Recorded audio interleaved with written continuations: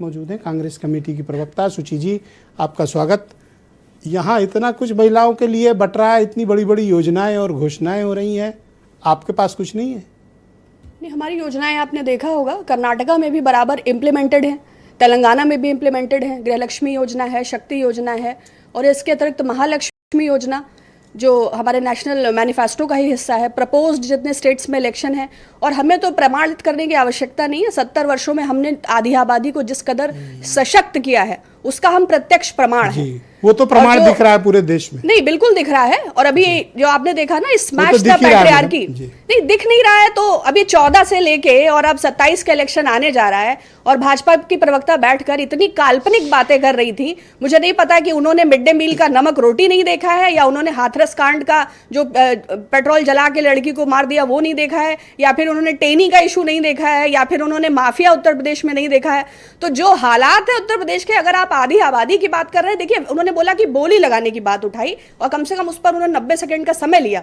तो मुझे लगता है कि अगर वो इतना ज्ञान गवर्नर आनंदीबेन पटेल को, कंगना रनौत जी को, स्मृति ईरानी जी को, और भारतीय जनता पार्टी मनुवादी सिद्धांतों के पोषक राष्ट्रीय स्वयंसेवक संघ के सीनियर नेताओं को, राम माधव भागवत संघ समेत, इसका आधा % ज्ञान देने में भी सक्षम होंगी, तो मुझे लगता है कि भारतीय जनता पार्टी, जो कि अभी तक सत्ता में है। क्या बात बुरी लगी उनकी? नहीं, उन्होंने बोली लगाने जैसी बात कही। भाई, वेलफेयर स्टेट की पॉलिसी, ये तो एक इंडिपेंडेंट डायलॉग है। उन्होंने जहां से अपने कॉन्वर्सेशन का इनिशिएशन किया, तो आप सत्ता में हैं, इतने वर्षों से सत्ता में हैं, पूर्णतया विफल हैं।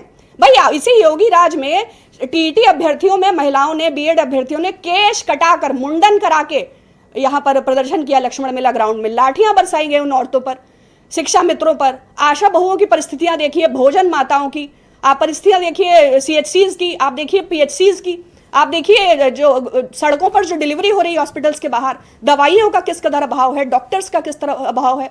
आप ठीक है, आपने कुंभ का बहुत बड़ा भव्य आयोजन किया, बहुत सारी चीजों को आप छुपा ले गए। आपने कोविड के पैंडेमिक में रामनामी उड़ाकर लोगों को, लाशों को दफन करने कुत्ते नोच के ले जा रहे थे। ठीक है, आपकी एडवर्टाइजिंग अच्छी है, आपका मैनिपुलेशन अच्छा है, आपका हेडलाइन मैनेजमेंट अच्छा है। हम इनसे सीखते हैं कि सत्ता में आने के बाद इतना भी सर पे अहंकार ना सवार हो जाए कि योगी जी को लगने लग जाए या मोदी जी को लगने लग जाए। आप लोग तो इनसे भी कई श्रेणी में आगे थे जब सत्ता में थे। आप बता दीजिए, कभी हमारे राज में प्रोटेस्ट हुआ हो और हमने किसी लड़की के बम्स में स्टिक डाली हो?